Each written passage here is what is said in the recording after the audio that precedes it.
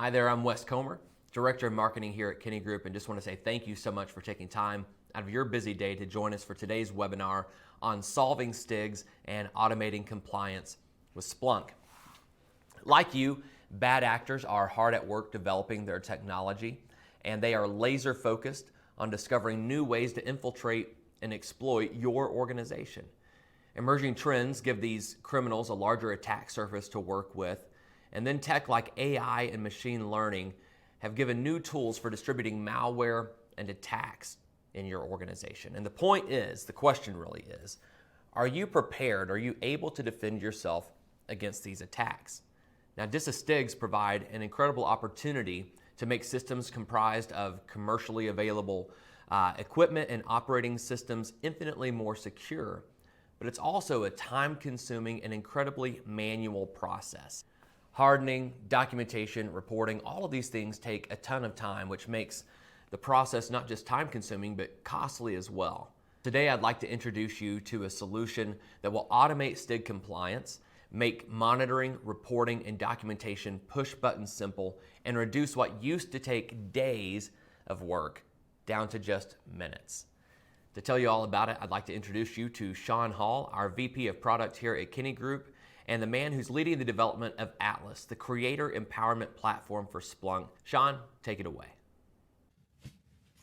Hey, welcome everybody. My name is Sean Hall. I'm the VP of Product here at Kinney Group, and I'm here today to talk to you about the Atlas STIG Compliance solution for STIG reporting and remediation. So the STIG Compliance solution is a component of the Atlas platform. Comes with an Atlas subscription. It's specifically designed to assist many of our DoD and non-DoD customers that are adhering to STIG compliance to help give them a better sense of and a better way to manage the process that comes along with managing STIGs. So I think if you're here, you probably already know what a STIG is, but I thought it might be appropriate just to start from the beginning here. And talk about, why we developed in the first place. So if you don't know what a STIG is, a STIG is a security technical implementation guideline, and these are configuration standards that have been developed by DISA, the Defense Information Systems Agency, in order to basically make device hardware and software as secure as possible. So if you're adhering to STIGs, you're following these configurations on your systems, and then you have to not only put the systems into a compliant state, you have to report on that compliance. And so, we're here to talk about how the Atlas solution can kind of help you with that. So what are the challenges that we've seen in our years of working in this industry? So I think I should really maybe take a step back. Kinney Group has been working with DoD and has been involved in many projects and many system build-outs over its years of existence and helping customers to bring systems online on secure networks. This comes from experience that we've had ourselves over many years of working in the DoD. So one of the first challenges that we see in most places is that it's a manual process. Everything tends to be very manual, which obviously comes with a lot of time-consuming effort, and it takes a lot of manual processes to get to the outcome. And that can be in all aspects of the process, right? Anywhere from putting the systems into compliance and then also managing the compliance of the systems and then documenting that compliance. The other thing that we really look at is, in most environments, you're building all this documentation, but you don't have visibility into the status of what your compliance of your systems are. So you're looking at a whole system, and maybe this is entire networks, this could be entire enclaves, many servers, many devices, right? And you've got a lot of things that you have to secure on those systems. And at the end of the day, you end up with this big pile of documentation that's really hard to get any value out of, right? So this is one of the big challenges we see, and really understanding what your documentation is telling you, and then also, what the compliance of your system is. And then last but not least, there's a lot of data sources that go into building out the accreditation package for a system or whatever your needs are. You've got data coming in from your scanners, you've got data coming in from manually completed checklists, You've got data coming in from other sources as well. So in a lot of ways, wrangling all these data sources into one place and kind of building that source of truth for documentation is pretty challenging. So, we're attempting to kind of help with that problem as well. When we think about these problems, and at a small instance, we start to scale out, it becomes much more impactful, right? So let's just take an example, and this is just a basic example that we kind of like to talk about just to kind of illustrate what this could look like at scale, right? So let's just say on a Red Hat 8 system, and you want to just secure that operating system, right? We're going to estimate that it's going to take you a couple hours of looking at the operating system to investigate what needs to be done. Probably, another half a day to start resolving the vulnerabilities. In the case of Red Hat, it's probably going to be a little more than that in reality. And then, another couple of hours of updating and reporting. But again, this is just for one Red Hat server, right? So, at scale, how does that go from, taking it from one single server all the way out to, an entire server farm. So, with this, it's about 8 hours estimating. This is probably on the low end in most cases, depending on where you're starting from. But doing this at scale, it can tend to be very time consuming and very, intimidating process in our experience.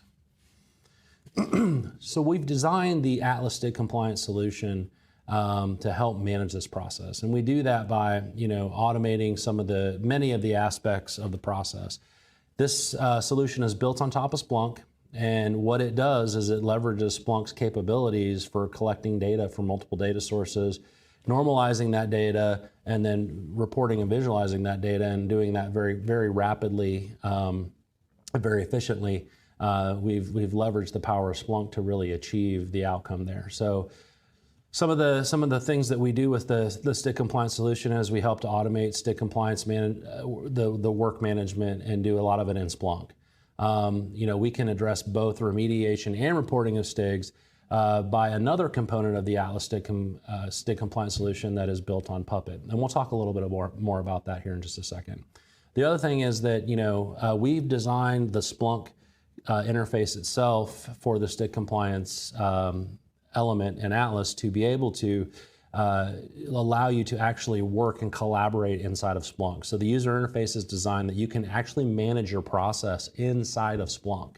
You don't necessarily have to go back outside of Splunk, complete the documentation, have it re-ingest into Splunk. So once the data is there and once you're managing it inside of Splunk, you can do all the work that you really need to do for managing your STIG Compliance workflows right inside of the Splunk UI. So that's one of the really big advantages of what we've created here is not only are you able to bring the data in from all these different data sources and do that on a continuous basis, you can also manage the data inside of Splunk through Splunk's user interface. And then of course, we've built capabilities into this tool that actually give you the ability to get the data back out in like a DISA standard format. So if you're managing your checklist files inside of Splunk, you can actually export them back out at a later time, and then again open them up in a standard DISA STIG checklist viewer, or even for sending it upstream to another system that reads checklist files. Really, the solution has two components, right? There's the Splunk solution, which is for the data collection and the data parsing and the visualization of the data. And then, of course, we have the Puppet component, which is another piece that it works in addition with the Splunk component for actually putting systems into a compliant state. Now, currently with the Atlas platform, we are supporting Puppet. We have Puppet modules for both Red Hat 7 and Red Hat 8. So what that means is we have supported modules that we maintain. So when DISA brings out new updates every so often, we will go through and update the content within Puppet so that you can run this in your environment to put Red Hat 7 and or Red Hat 8 systems into compliance. The two solutions are designed to work together. So there's an integration that allows you to bring the data from Puppet into Splunk so you can visualize it there, but then also, these solutions can work separately as well, right? So on the Puppet side, To remediate, you don't necessarily have to have Splunk, but on the Splunk side, to visualize, you don't necessarily have to have Puppet doing the remediation, but they do work very well together, and we do find that most of our customers like to have that capability in both places. So again, there's an integration that allows you to bring the data from Puppet into Splunk, and then you can see how you're doing from a compliance perspective there as well. So the solution that we have on the Splunk side, just in a little more detail, right? We actually support all of DISA's STIGs. So what I mean by that is if DISA provides, the STIGs that it provides on Cyber Exchange, we actually have those embedded in the Splunk app. In fact, it's required that they're in the Splunk app for it to work and for us to be able to report on, the compliance of your systems. So we seed that information in there. As DISA pushes out new STIG compilations, we will update our Splunk componentry so that you can just install and upgrade your app, and then you'll have the latest and greatest just by simply upgrading your Splunk apps. Again, we are compatible with all of the STIGs and SRGs that DISA puts out there, so we can report on all those inside of Splunk. So by doing that, then we're able to bring all these compliance reports into one place. All your scans, because we can actually ingest scan data as well. If you're using SCAP, the SCAP data can be brought in. Your STIG checklist, obviously they've been manually completed, you bring those in as well. And then you can manage the data. We have several reporting tools that are built inside of the UI that'll give you the capability to kind of manage and visualize the data however you want. The other thing that we've built into this on the Splunk side is that there's an audit trail. So that's the beauty of using Splunk for this, is we ingest the data over time. We index those events and we put them, we keep those in Splunk. So now you can get a visual representation of your vulnerability status over time. So what that means is if I want to see the status of a vulnerability and what that vulnerability might have been, a month or two ago, and you can kind of follow the progression of a vulnerability getting remediated, or if it's, toggling between, there being an issue with it being open or not a finding, you kind of see that audit trail. So we have that ability to track that data in Splunk over time, which is really impactful and really useful, especially when you're wanting to sit with your auditors and to prove, how you got your system into compliance. You have a visibility into that audit trail, and that's all done within the Splunk UI. And last but not least, one of the biggest advantages that we find for a lot of our customers is that this solution is built on top of Splunk, which means that you don't have to get a separate accreditation or separate permissions to install another piece of software. Really, this is being the Splunk componentry is really being installed on top of Splunk, and it can draft off of the accreditation that you already have for Splunk in your environment. So that's a very big time saver for a lot of our customers, and something that people find useful, so we can get the solution up and running very quickly. So let's talk a little bit about the remediation component of the solution. As I mentioned before, we support Red Hat 7 and Red Hat 8 STIGs. But one of the things that comes with this is, as I mentioned earlier, we have a lot of years of experience in doing this. And one of the things that we've encountered over the years is the ability to, when you're enforcing compliance on a system with STIGs, it can generally interfere with other pieces of software on a specific server. So you have that need to really provide granular level control at a vulnerability level, and maybe down to a very specific node level, right? So if I need to control or disable specific enforcement of a vulnerability on one node, I can do that using the mechanisms that we've built inside of our Puppet modules that will that can remediate STIGs.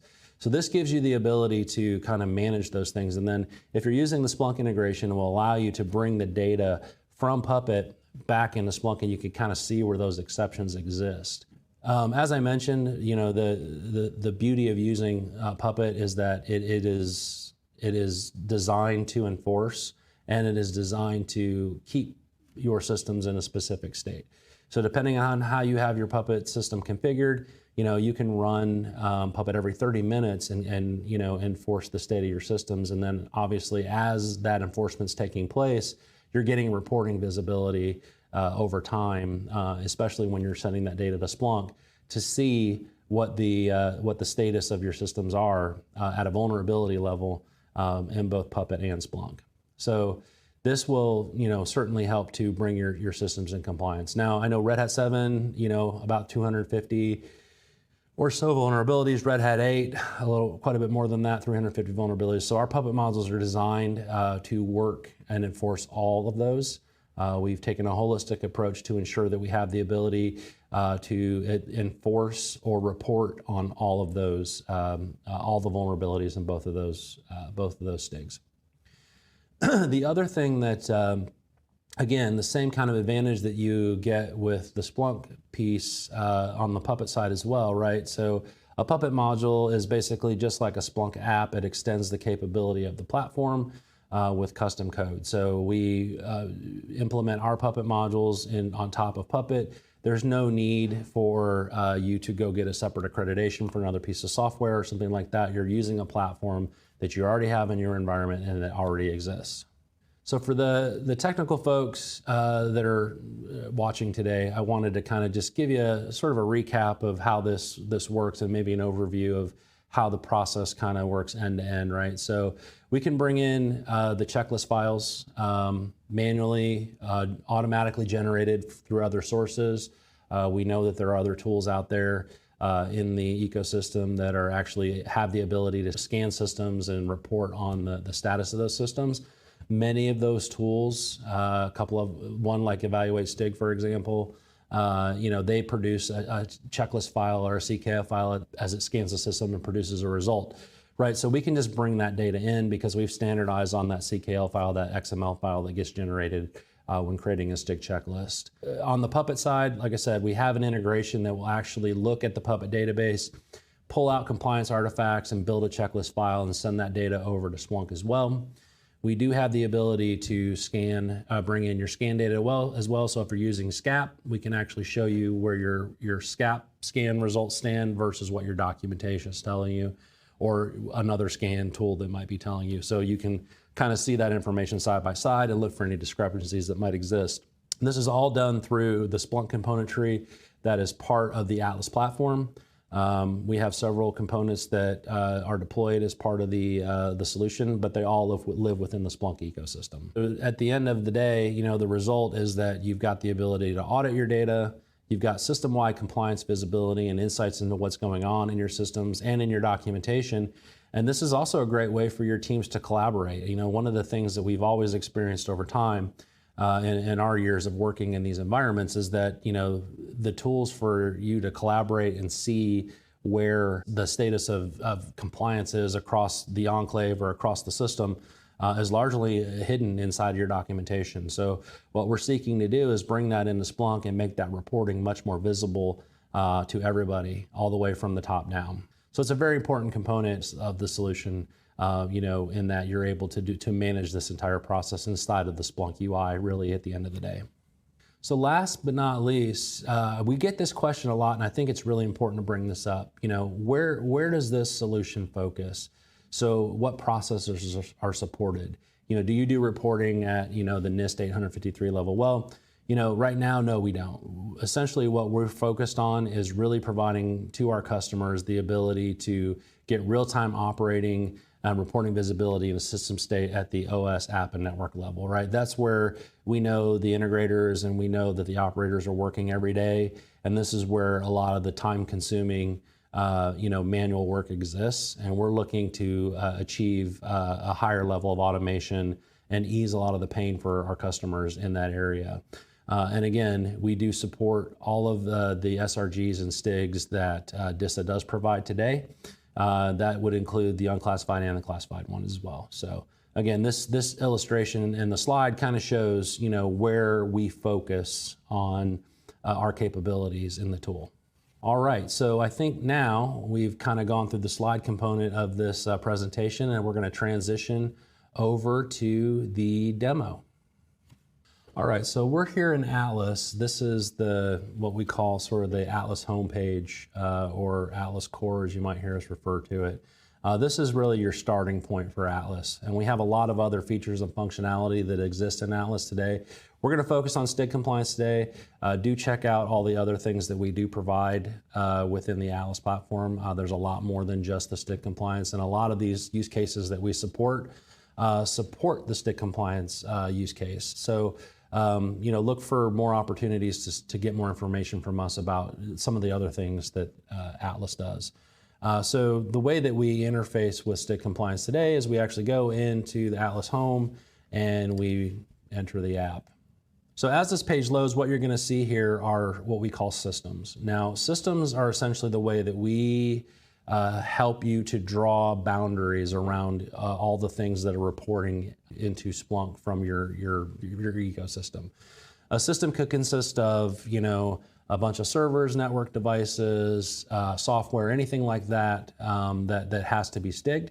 And then you can also create multiple systems in here, right? So if I want to create a system for a specific audience, I can do that so that that audience can visualize just their piece of the accreditation puzzle. So for example, if I wanted to just look at all network devices and I had all this STIG information sitting out there about my network devices, what I would do is I would create, a network device system in here, and that would report on the health of my compliance based on, what the documentation says as it was ingested in the Splunk or from a scanner, however you're providing that data in the Splunk. Each system here can be kind of built and sliced and diced to represent your environment in a way that makes sense to you. And this is all done through a UI. You don't have to really be a Splunk expert to go figure out how to use these things. You can really just do a lot of this right inside of the Splunk UI. And then we've designed it specifically that way so that you can get to the outcome quickly. And I'll kind of demonstrate that here for you. So what I want to do is I actually just want to go ahead and create a new system for the purposes of this demo. And by doing that, I'll go ahead and name the system. So we'll call this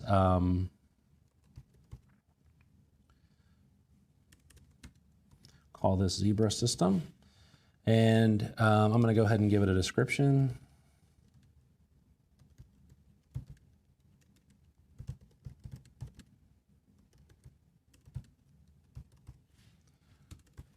And then I'm going to go ahead and assign an owner. This is important, especially when you visualize this on the main dashboard, because what this does is it gives you, whoever's consuming these dashboards to know who to contact if there's an issue. Put some contact information in there. This is all required information. And then the next thing I have to do is I actually have to associate what we call targets to a system. So a target is essentially just, like I mentioned before, a server, a network device, something like that, right? So anything that's populated in a STIG checklist that has that target value filled out, it'll be ingested that way, and then we will parse that data and determine what targets exist in your system, which targets exist in your environment that you can bring into STIG compliance. So they'll automatically be here as you start ingesting the data into Splunk. So I'm going to go ahead and I'm just going to add a couple of targets to my system just to kind of give, sort of a sense of how this works. Let me pick a couple that I know will give me some good information. And go ahead and hit save. So while this is loading, what you're going to see is that it's immediately going to calculate my system health based on the information that's ingested so far, right? So Zebra system, when it populates here, is going to show us the health of our system from a compliance perspective. And it's calculated very simply. It's calculated based on the status of your vulnerabilities and the weighting of those vulnerabilities, right? So obviously if you have a lot of Cat 1s that are open, that's going to have a much bigger impact on your score. You can see Zebra system here is a score of 84 out of 100. 100 is best. That's where you want to be. That means that you've achieved 100% compliance. In this case, I show that I've got quite a few not reviewed, and I've got quite a few that are open, both Cat 2s and Cat 1s. So that's going to bring my score down a little bit, right? So that just shows me here from this dashboard that I've got some work to do to get the Zebra system into compliance. And you can kind of see we've made this dashboard to be very easily consumed, very easy to see. and kind of scroll through the list and see, the ones that are important to you, what the health of all your systems are across your entire environment. So from here, I'm going to go ahead and go to our next layer, which is probably more of the next level of detail for the system. The previous screen was really showing us sort of the high level detail. This next layer is what we call sort of that system compliance level detail. So we're going to see here on this page, we're actually going to see a lot more detail about all of the STIGs that are associated to Zebra and information about the targets as well. So let's look at the health score again. We already know that. We know that we've got 2 system targets because I assigned 2 targets to this system. And from those 2 system targets, I've actually got 4 total STIGs that have been ingested into Splunk at that point. There's another breakdown of how the weighting of the vulnerabilities are from a category perspective or severity perspective. And then down here, which is really important, is the actual target information itself. So here you can kind of see that we have, not only the targets listing all the targets out that belong to the system, but we're actually providing you a health score for each target in the system. So this is really good when you start looking at a much more target level detail. You can actually see where your score is being brought down, what particular component or components are actually impacting your score the most, right? So in this case, we're looking at Atlas Compliance Release PE Rel 8. What that's telling me is, that's health score for that particular target is only 80. So I've got a little bit of work to do to get that one healthy. A couple of other things that are really interesting in this screen here is that we can actually expand that, and we can see all the STIGs that are associated back with that particular target. And then down here on the bottom of the screen, we can do the same thing, right? We can actually look at the STIG and we can see which targets are associated to that STIG. So you can kind of view the data in multiple ways and get to the answer of what you're trying to find very quickly here, right? Because again, we bring all this data in from external sources, we parse it for you, we organize it for you, and we show you all this information in the Splunk UI. The next layer of detail we're going to go to is actually at the STIG level. So what I'm going to do is I'm going to go ahead and select this particular target, and it will actually take me to the STIG Viewer page. Now this will look a little bit similar to what you're used to seeing in DISA STIG Viewer tools. It was designed that way to kind of, bring some familiarity to what you're used to seeing, but it's much more powerful. There's a lot more you can do here in this view. So what I'm going to do is just minimize that. So you can see I have all my vulnerabilities that have been associated for that specific target. I've got all STIGs applied. If I want to filter it down, let's do something that makes it a little bit more simple. So let's filter it down to just the Red Hat 8 STIG right now. And what I can do then is I can kind of come down here to the checklist browser and I can look at a specific vulnerability. And this tells me what the current status of my vulnerability is.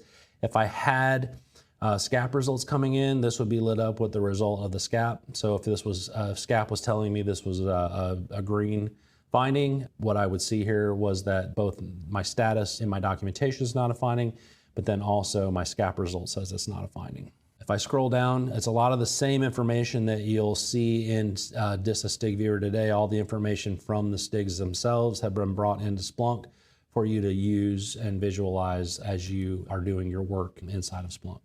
Now this is where it gets really interesting and really useful, right? So if I actually want to look at something and I want to actually change the status of something, and let's say I'm managing that, I can do that right here in the Splunk UI. So for example, let's just look at this particular vulnerability. It says it's open. And let's just say that we've decided that we want to go ahead and make it not a finding. Before I do that, I do want to illustrate too that this one looks like this is data coming in from actually through our Puppet integration. So what this is saying is Puppet is saying that this vulnerability is open based on what it's seeing when it runs against this particular Red Hat 8 system. And as you can see here, I've got quite a bit of history stored in Splunk right now because this has been running pretty frequently in the background and has been producing information and sending that to Splunk probably every 30 minutes. And so what that is showing me a historical view of what the source of data is telling me the status of the system is, and what my current status is.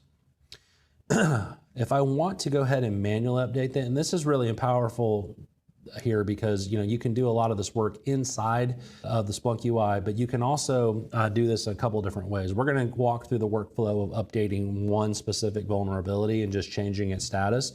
But let's say you want to update, you need to update hundreds of STIG checklists, right? You may have 100 Red Hat servers in your system, and you need to update that same vulnerability across all 100 of them. Well, it's very easy to do using the same methodology. There's a way to do bulk edits in here as well as just doing single edits of a vulnerability. So the way that I get to that is I click on the Update Vulnerability button, and it's going to take me to the actual vulnerability that it's monitoring. We'll let this page load here. Okay, so the page loaded, and now I'm in the Edit Checklist screen. So what this is going to allow me to do is actually edit this specific vulnerability status right within the Splunk UI, right? So I went ahead and I selected my system. I've got my target selected, and I know which STIG I'm updating and which vulnerability I'm updating, right? So down here, I'm gonna go down to the status field. Right now, it's currently set to open, as I can see here. I wanna go ahead and say it's not a finding. And I do want to actually put some comments in here and just say, this is not a finding, because I need to report that documentation, or in my documentation, why I'm changing this, okay? You can see that there's other things that you can do in here as well. You can update other attributes of a STIG vulnerability, just like you can in STIG Viewer today. However, we are providing you that capability right here in the Splunk UI. So we'll apply the update, and it's telling me to confirm the edits I want to make, and then as it finishes, it will show me the changes that have been made. So now you can see this particular vulnerability is set to not a finding. And then what I can do is I can actually go back to this previous view. I'm gonna go ahead and refresh this page a little bit.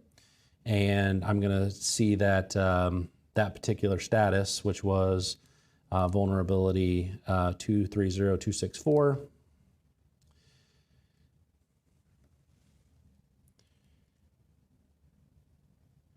Is set to not a finding, okay?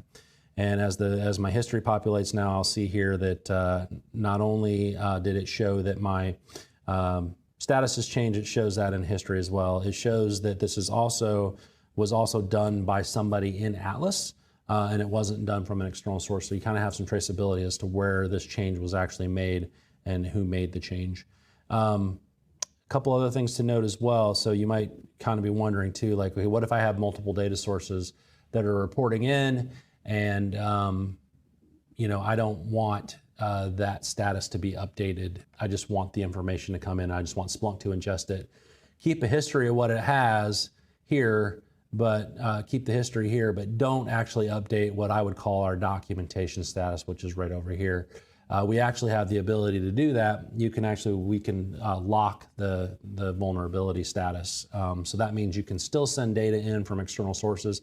It will still collect the status from those external sources, but what we're doing here is we're actually locking it so that nothing will actually change the status. When you export the documentation out of Splunk, you'll see the documentation status you want. That's a really helpful feature. The way that we've designed the system is that it will take the latest status of anything that it receives information about that vulnerability for that STIG. So it's always going to be the latest in wins, which in most cases should be the way you want to use things. But I know in cases where you have an exception or something like that, then the locking feature will give you the ability to ensure that something comes in that might be not accurate, doesn't upset your reporting. So that's, walking through sort of the standard use case with STIG compliance, is going from the system level to the system level detail, and then down to the actual STIG checklist itself at the vulnerability level, and actually making changes to the system there. So there's a couple other things I did want to walk through today. Let's start with STIG library. So STIG library is something I've already mentioned, but I'm going to talk to it about it in a little more detail. You can see here that STIG library is all the STIGs that are loaded in the Splunk element itself, right? So the apps do come seeded with those in them. And we actually have a little bit of information here about the compilation that we got this information from. So, in most of our releases, we'll pull information from Cyber Exchange. In this case, this has got the September 23 version of the STIG compilation, STIG SRG compilation in it. which includes about 417 total STIG or SRGs that we identified within there. This tool is very useful in a lot of different ways. One is that, it's a good way to just investigate the STIGs themselves. So if I want to just pull one out, I can search on something. We'll pick something pretty easy, just so you can kind of see. But what this does is actually brings the information in, and you can see, the vulnerabilities that exist for a specific STIG.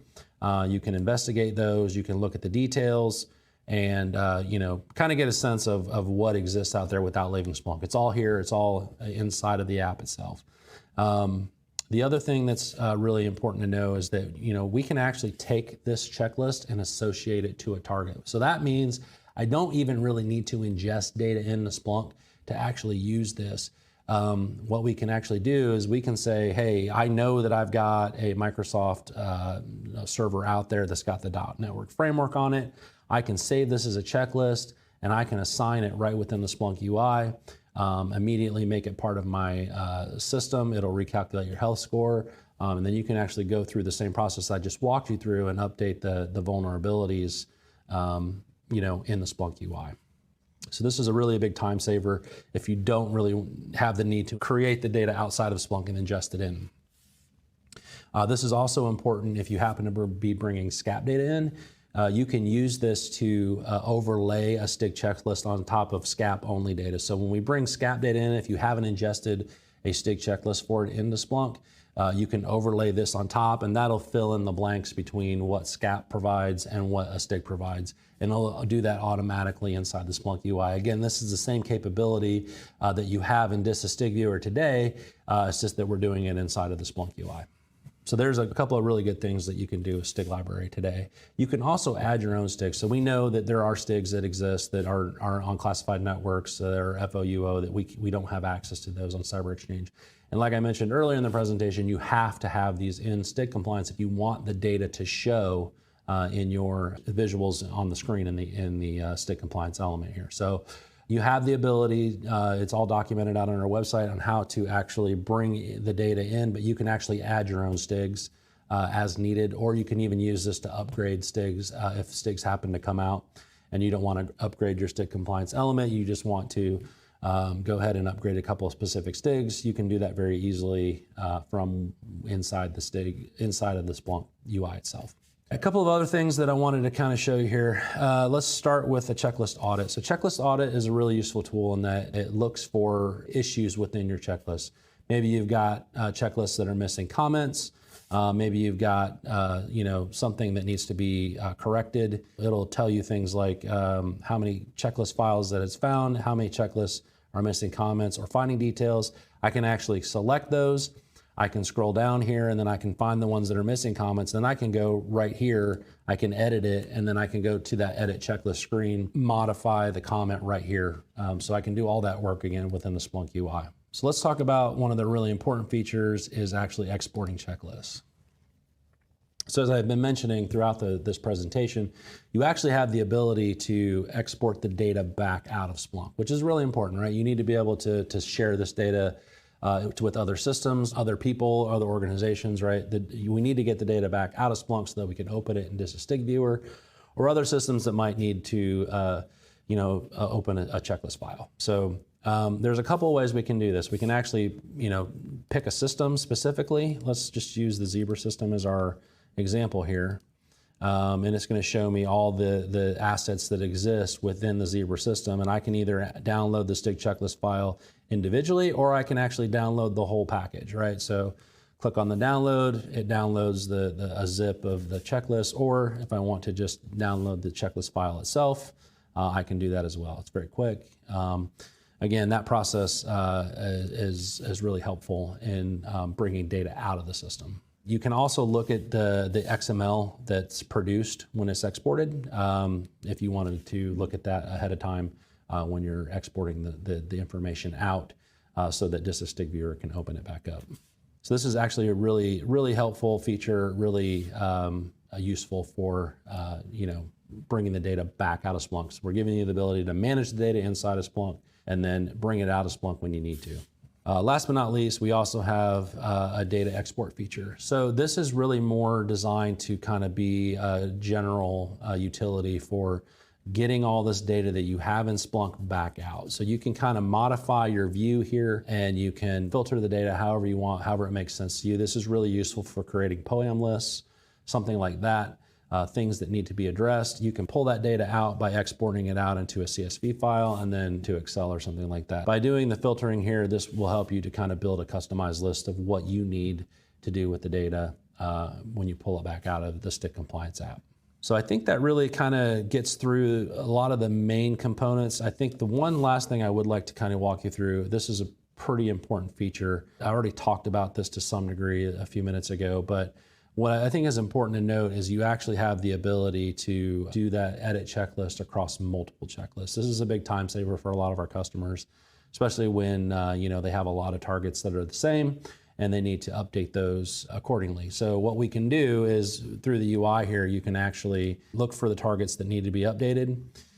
In this case, there's just one.